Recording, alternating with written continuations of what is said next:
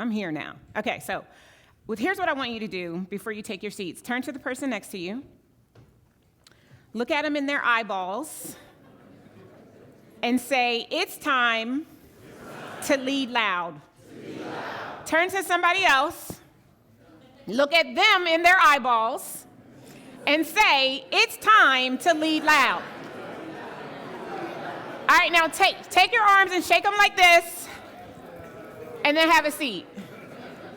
So I needed to do that because you guys have been sitting here, and y'all can't fall asleep on me. It is very important for me to have crowd participation in order for me to do what it is that I need to do. So I want to first just give homage to my friend, Mick Hunt.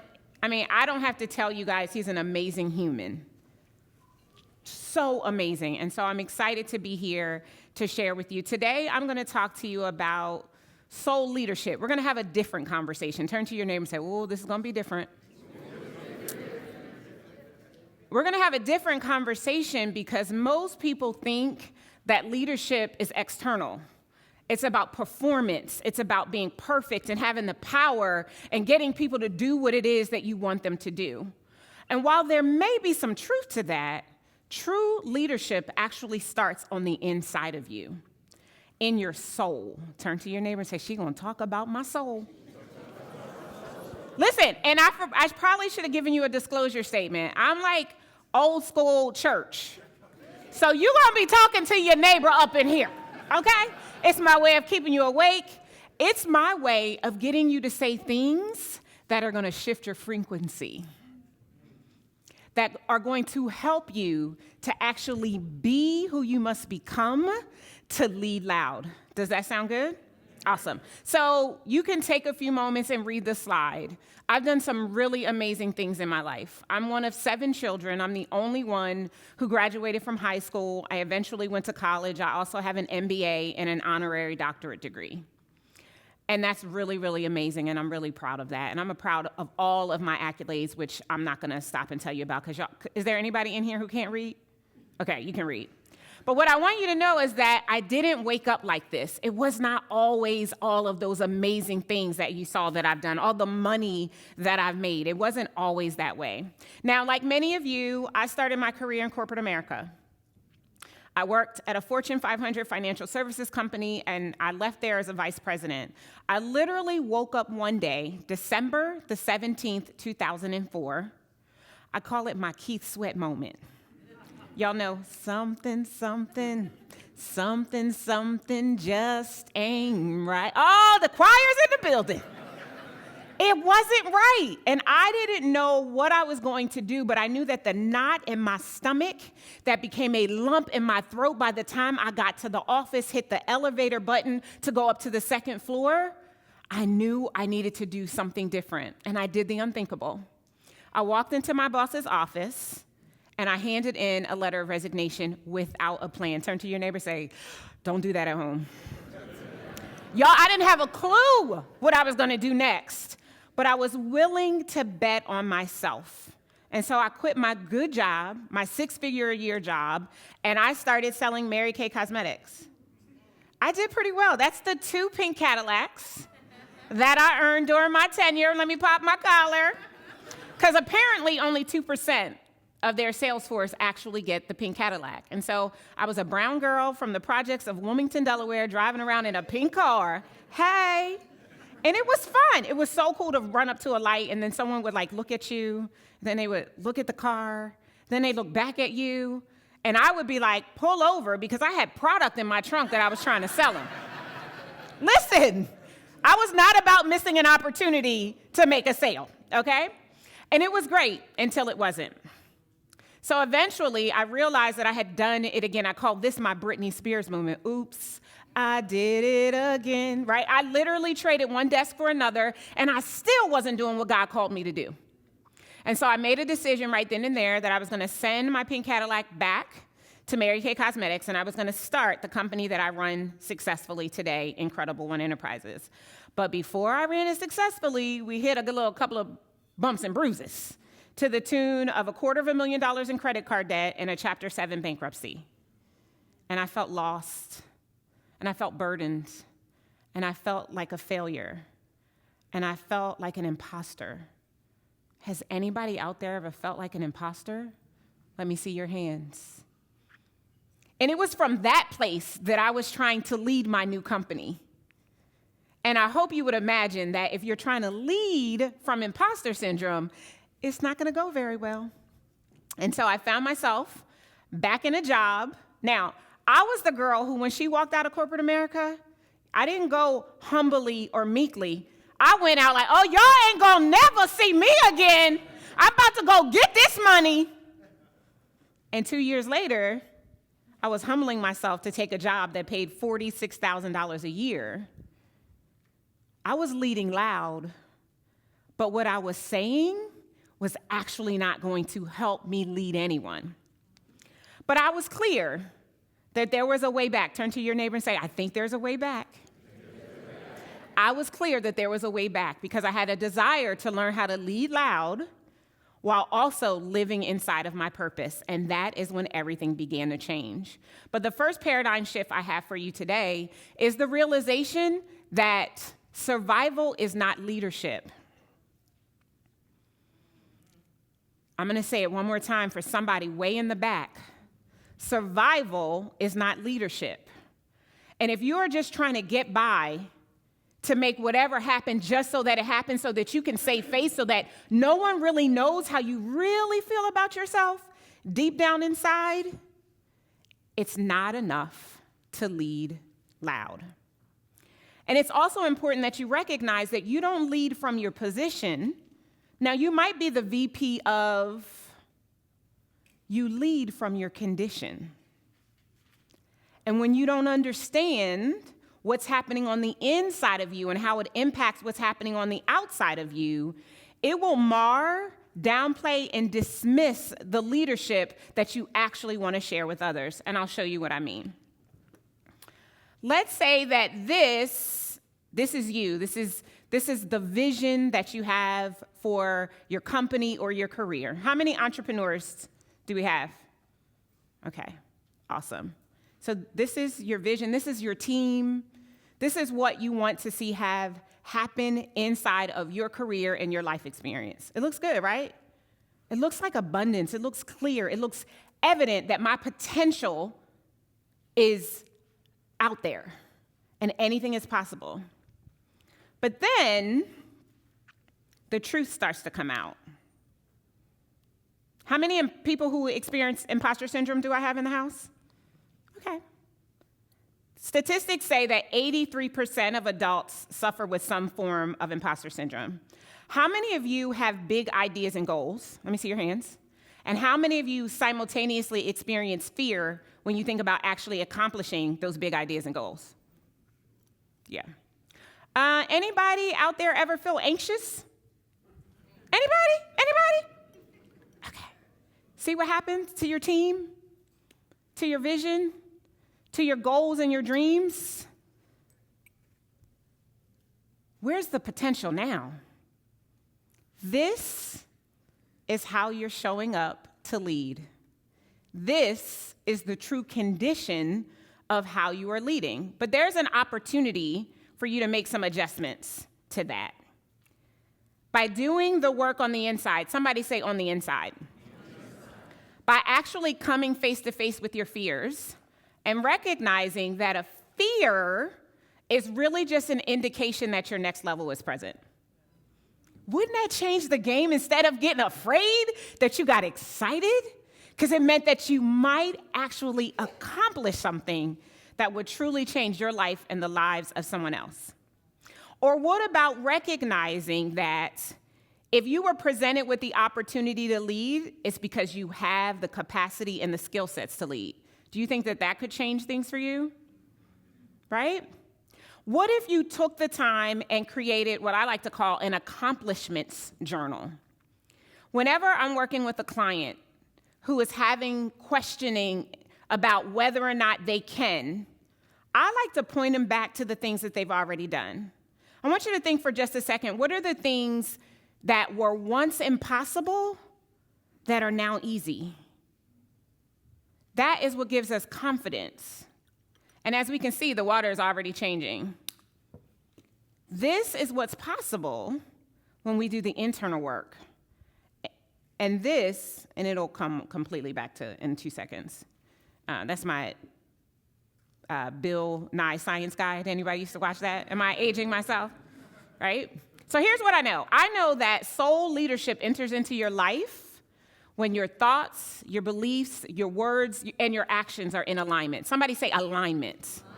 The goal of every leader is to lead from a place that says, I am safe, I am comfortable, I am confident, and I am clear that I can make the difference that I want to see happen out in the world.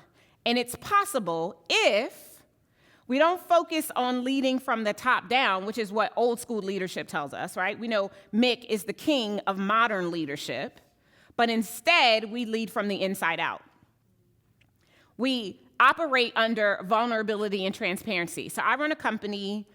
I today have 12 team members. I just hired a vice president of operations and a director of growth in the last 30 days. Y'all pray for me. Because for the last 17 years, I've carried my whole business on these little shoulders, which are a little bit lighter because I've lost 58 pounds. The people in the audience know me. I'm not getting on no stage ever again and not talking about my 58-pound weight loss. So I got to find a way to work it into the presentation. You know what I'm saying? So what I'm saying is, I done got myself on a tangent. But I run this team of these amazing individuals who believe in the vision and the mission and the goal of what it is that I'm sent here to do. And they allow me to lead them because I am vulnerable and I am transparent and I don't act like I know it all. I don't act like I'm the only one who could figure out how to do the thing. I have what they would consider in old school leadership a very democratic leadership style. I like to allow people to participate because I believe that the best results will always come from those who are part of the decision making because people support what they help to create. And as I've adopted this as a part of my strategy, and I've created a safe environment for every single contributor on my team to know that their participation matters, it's changed everything. And so I don't have a top-down approach. We start every one of our meetings talking about gratitude and fear. Now, Chris told us that we're only born with about 5 different emotions, fear being one of them, and we're only born with 2 fears. He didn't say this part, I'm adding this in. We're only born with 2 fears, the fear of loud noise and the fear of falling. So where did the fear of success come from? Or the fear of rejection, or the fear of shame, or the fear of embarrassment? Those are all learned fears that impact our soul and impact the way that we show up. Because here's what I want you to know. What you have not healed, you are handing off to the other people within your organization. And every one of your trauma points is becoming a source of culture within your organization. Can I get a show of hands from anybody who wants their trauma to be a core value in their company? Nobody, right? Yet, that is what is happening when we don't recognize the significance of doing the work. Now, listen, I get it. I like money as much as anybody. And I want to make money, and I want to watch my growth just continue to skyrocket. I want there to always be levels of increase every quarter over quarter. But what I recognize that is if I, as the leader, am out of alignment and I don't feel regulated in my nervous system, then I am going to lead my team from a place of lack and scarcity, and that is going to impact our results and our ability to get to the next level. So learning how to regulate is going to be a way that you will actually employ a new leadership skill. And we're going to do a regulation exercise in a few minutes. Turn to your neighbor and say, oh, I don't know about this, but I'm going to try it. Because she's up on that stage, and she's there for a reason. So we're going to talk about that in just a second. Here's what I know. You think leadership is about how much pressure you can handle, but it's really about how regulated you are, how safe you feel. You can't hold power if your nervous system doesn't feel safe. Actually, everything is about safely. Now, if you've ever heard of Maslow and his hierarchy of needs, what is our most innate need as a human? To feel safe and to belong. I don't know what y'all said, but that is our most innate need, according to Maslow, okay? Not Darnyelle, Maslow, okay? But that's our most innate need, is to feel safe and belong. Was it Chris that talked about the orphans being held in their first year of life? Was that Chris? Yeah, that was only 2 speakers ago, but doesn't it feel like it was a long time ago, right? That's because that's our most innate need.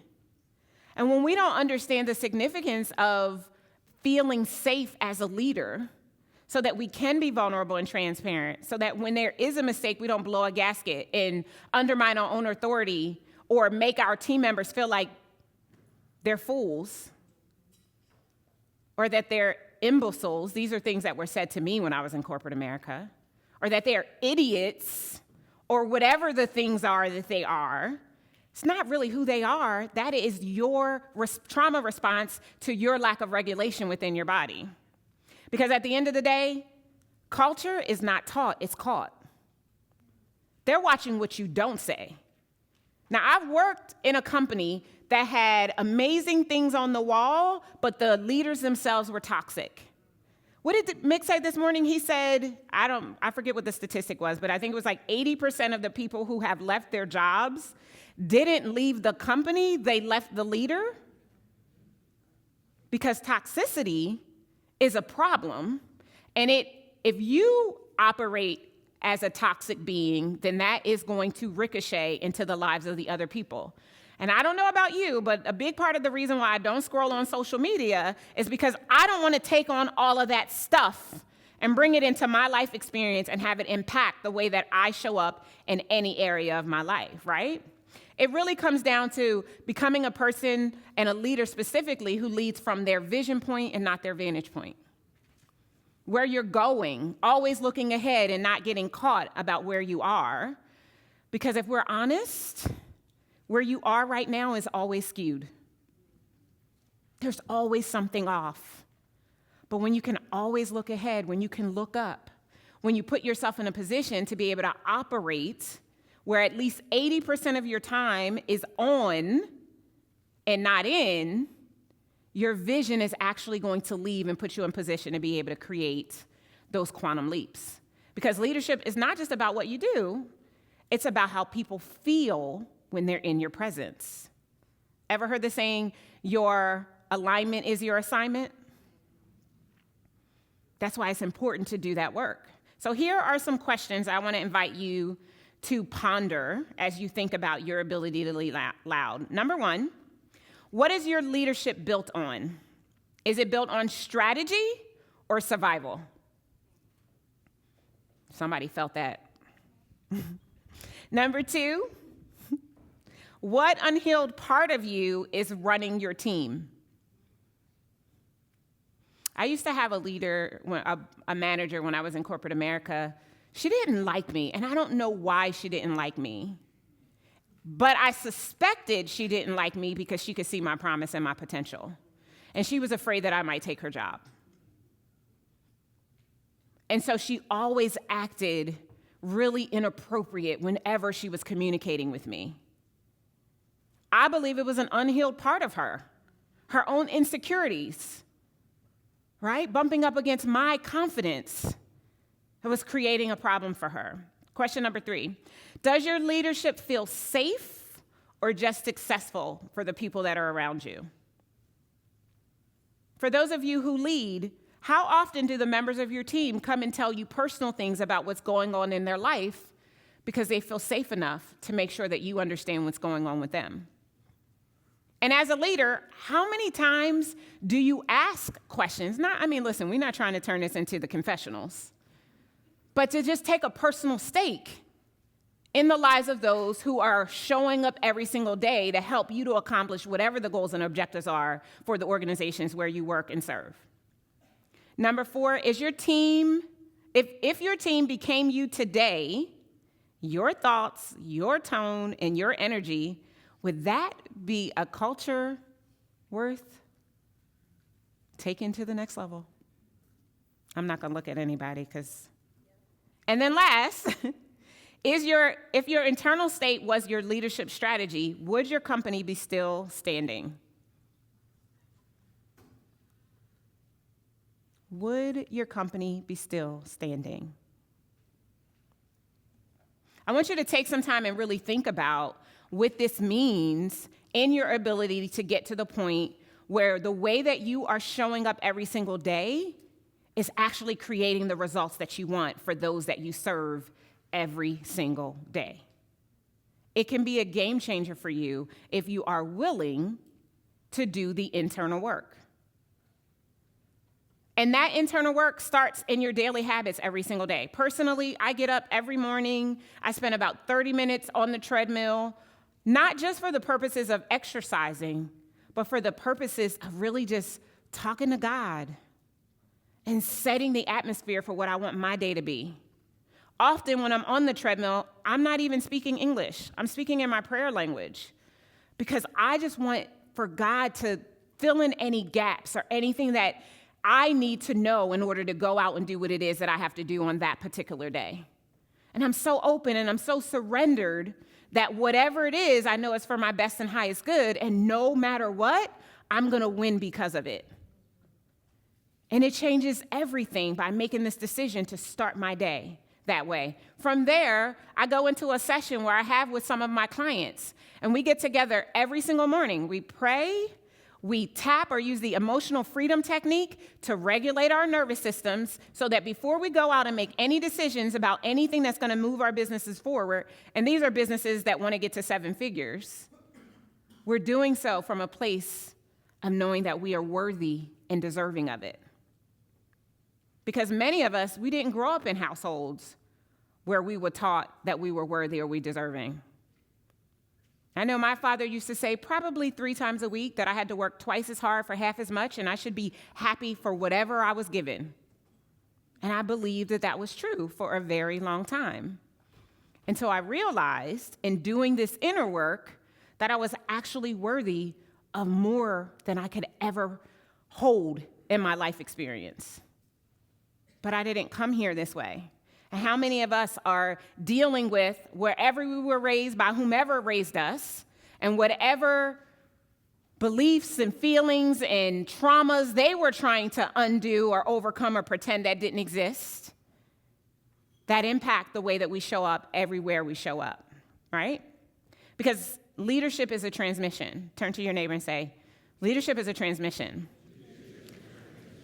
I want you to know, I love it, up here in the front, she turned to both neighbors. She's like, I'm going to make sure everybody around me know that your teams, they don't follow your plan, they follow your presence. How you show up.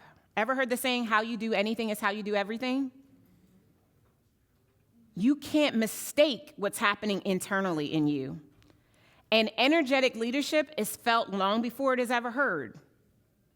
You've all walked into a room, like the energy in this room is really good, really light, but we've all walked into a room where the energy was really heavy, where you could cut it with a knife and you're like, oh, I don't think I want to be here right now. Imagine how that feels when you don't do your inner work. And I want you to think about, what are you transmitting? Are you transmitting the faith and the belief that it is possible for you to accomplish your goals? Are you transmitting the fear and the anxiety and the overwhelm that maybe you won't, and then if you don't, it's going to cause another problem, like especially for the entrepreneurs in the room that are like worried about if they can make payroll. It's a thing, right? Oh, y'all going to act like y'all ain't never had to worry about if you was going to make payroll? I know it's not just me. Oh, good. I got a couple of laughs. All right, so now we're going to do an activation. So I want everybody to stand up.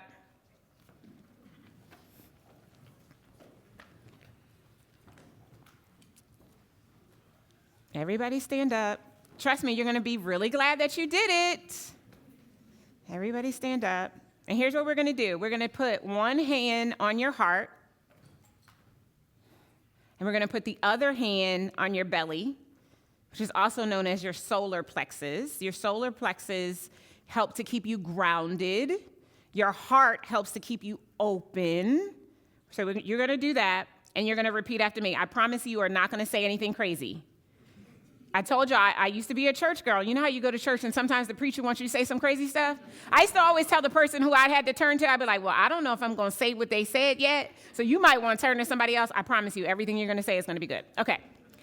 So repeat after me. I remember who I am, anointed to lead, appointed to lead, aligned to lead. I lead with courage. I lead with faith. I lead for transformation that changes generations.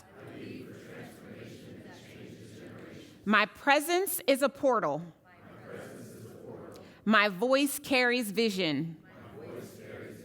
My actions create impact. I am fully seen. I am fully trusted.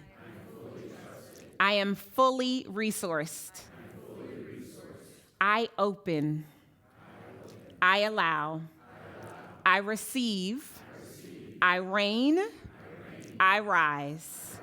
Today, I stand as a legacy-led leader, anchored in truth, overflowing in power, and unstoppable in purpose. It is done. It is done.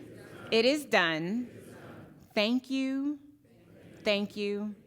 Thank you. Now take a deep breath and have a seat. Was that good? Listen, this crowd over here, they was looking real skeptical for a moment. And they were like, I don't know if I'm going to repeat what she said, but I'm proud of y'all. I saw all y'all's little lips moving. I told you I wasn't going to have you say anything crazy. Let me tell you what we just did. We just activated the power for your soul to change the way you lead. Listen, the one thing I don't know is I don't know your personal stories. I don't know what you've been through. I'm the product of 2 drug-addicted turned crack-addicted parents born in the projects of Wilmington, Delaware. My mom went to jail when I was 8. It was chaotic at best in my life. And every day I contended with a piece of that reality while I tried to figure out how to become something other than where I came from. And it was work. Every day it was work. And there were days when I didn't know if I could actually do it and become what I knew would be possible for me. But I would affirm, I would speak life over myself, and I would do the work internally to help me to shift the way I showed up externally. And I'm not perfect. Some days I get it wrong. But most days I get to operate from a space of confidence because I'm regulated and I know that I am worthy. I don't question whether or not I deserve all that I get to experience because I'm consistently doing my work. And that is what has been the game changer.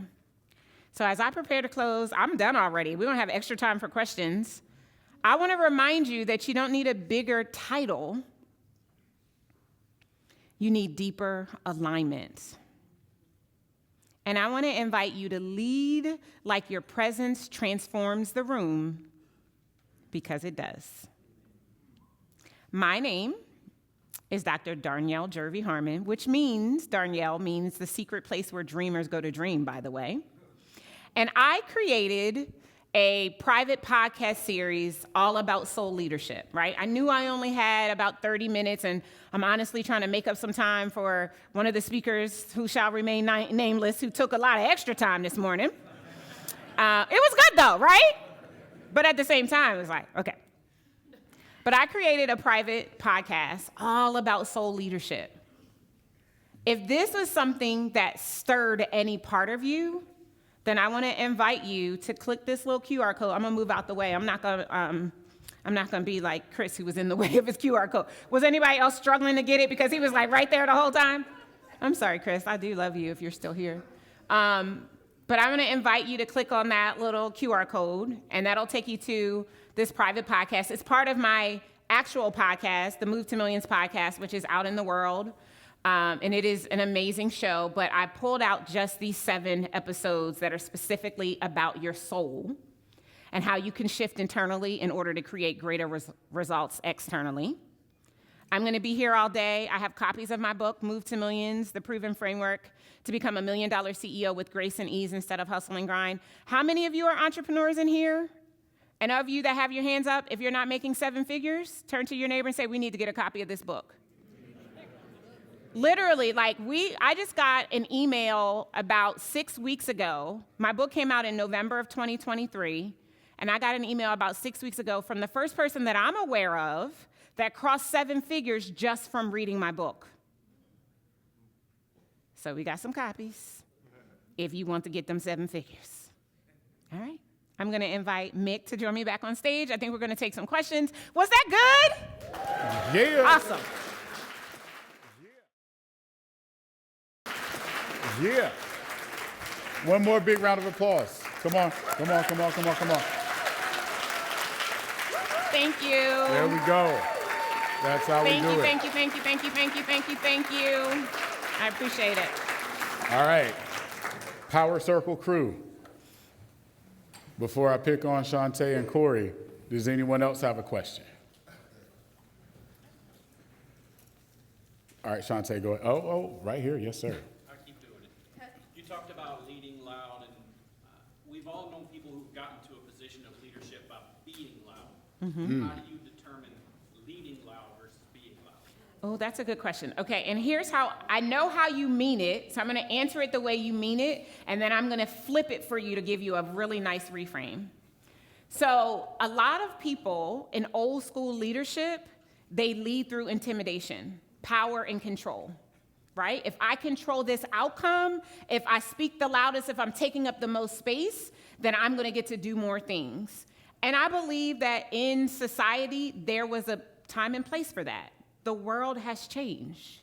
People have changed. People have become more cognizant and aware about how they want to feel when they are in environments. What was the statistic? How many people quit the job? 79%. 79% quit the boss, not the job, because they're sick of it.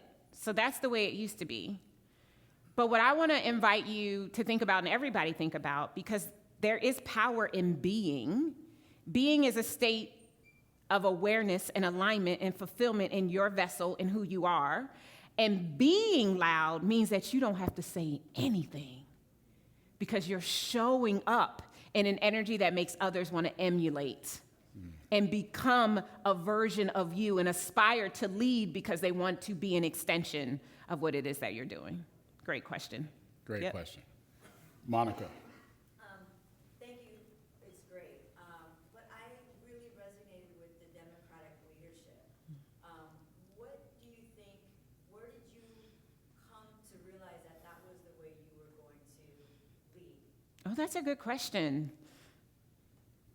You know, this is probably going to sound crazy, but I just have always wanted community, right? I said Maslow's hierarchy needs, our highest, most innate need is to feel safe and to feel like we belong. And I feel like if we're all contributing, then we all feel like we belong. And if we all feel like we belong, then we're going to show up in a way that helps us to get the ultimate result. So I feel like it was the only way. And I think also because my dad was like a dictator, and it was like his way or the highway. He used to say all the time, I paid a cost to be the boss. Anybody else's parents say that? Okay, it wasn't just mine. And I didn't want to guilt or hold a gun to anybody's head to get them to do anything. I wanted people to see it as their idea and their contribution to whatever it is that we were doing. Yeah, good question, thank you. Great question, Monica. There was a question right here. I was going to say, when was the first moment you felt fully aligned? Ooh, I was 40, and I'll be 50 in a couple of months. I know I don't look like, just y'all was supposed to say, you don't look like it. I feel like turning 40 for me, and this is going to be spiritual when I think about the children of Israel who wandered in the wilderness for 40 years and then they came into the promised land. Like, that's how I felt. I felt like before that there were parts of me that were awkward. There were parts of me that were trying to prove that I did belong there. I was validated and I was all of a sudden worthy. But then at 40, I ceased to be concerned about what other people thought, because I think I had finally came to the realization, just like Dorothy, that I had the power all along. And I started to live that power out loud in every area of my life. Great question. Right. Great question. Other All right, Corey. questions? Yes. So, about 30% of people in organizational change management reject it, and about 50% are on the fence. So, in your, I guess, in your organization or in your past life, how did you make sure organizational change management worked? And you got to those 30% of people not to stay on that side of the fence, but to get on the other side and get to the 50%. Yeah, so when I was in I'll answer it for corporate and I'll answer it for today. When I was in corporate America, I have this gift of always being able to see the other side of it. And because I am well with words, I know how to use people to help people to change their perspective and ultimately get them to do something else. But because I was always willing in it, I don't want it to be because it's what I want it to be the greater good. I could show up and reframe in a way that allowed the people that were rejecting whatever the change was to see it from the other side and vice versa. And that, I think, happens for me because I'm well-read. With the exception of the summer, in the summer I watch TV. Like, I binge, like, on everything I can find. I probably have watched 3 series this summer. But the rest of the year, I read a book a week.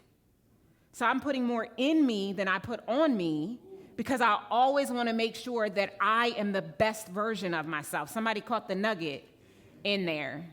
And so because of that, I have a very diverse perspective about what's going on in the world. And because I'm not attached to any outcome, it doesn't matter to me, because I'm good no matter what.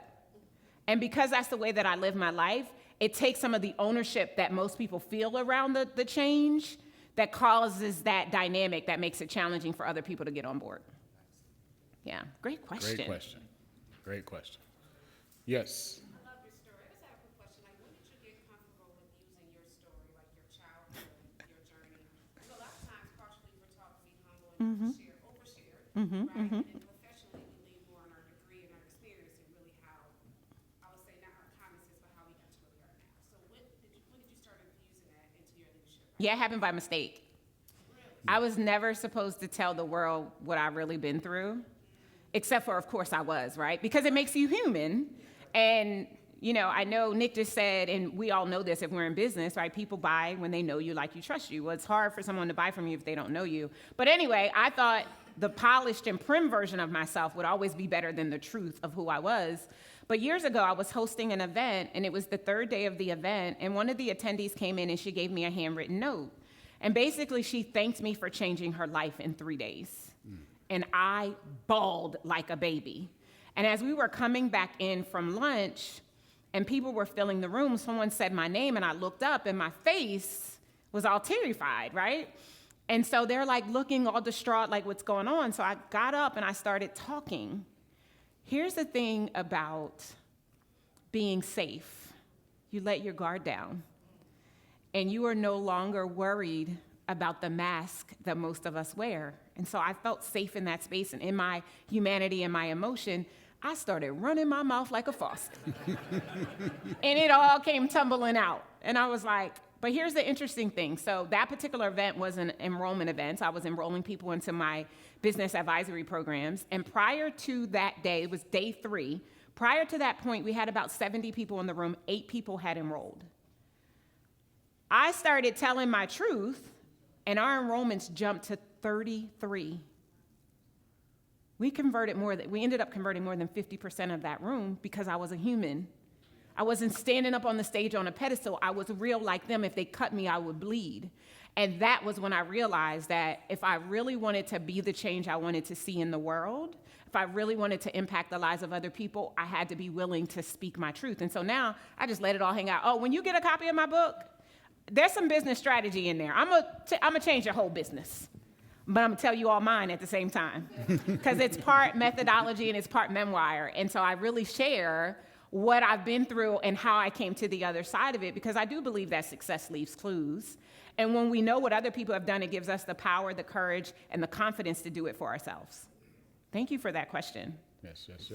What have you learned from the most? Your biggest mistake or your biggest win? And how do you lead with that? Oh, that's so good. Y'all taping all of this, right? These gonna be reels on social media. Okay. Oh my gosh, I love this question. I have learned the most from my biggest win because it started out as my biggest failure. I believe that failure is feedback. And if we are willing to not concede in defeat, but instead to retrace the steps and evaluate what just happened, we will win so much bigger the next time. And what was the second part of your question? You answered. Okay, perfect. That was a great question. Thank y'all for all this content. Last question. So my question, and I'm hopefully I can unpack it, we can unpack this together. In the work that we do, right, we often sometimes wear multiple hats. And those distractions can really take you out of your space, can even sometimes cause you to question yourself. What would you advise for those of us who are going through those seasons of change where the distractions threaten the alignment, staying in alignment? Oh, that is such a great question. 3 things pop into my spirit right away. Number 1, remember who you are. Number 2, remember why you're doing what it is that you're doing. And number 3, remember that God will give you more while you're moving than he ever will if you stand still. And a distraction is standing still. Keep moving. 2/3 of God's name is go. So just keep going. That was good. Thank you, thank you, thank you. Anything else for me?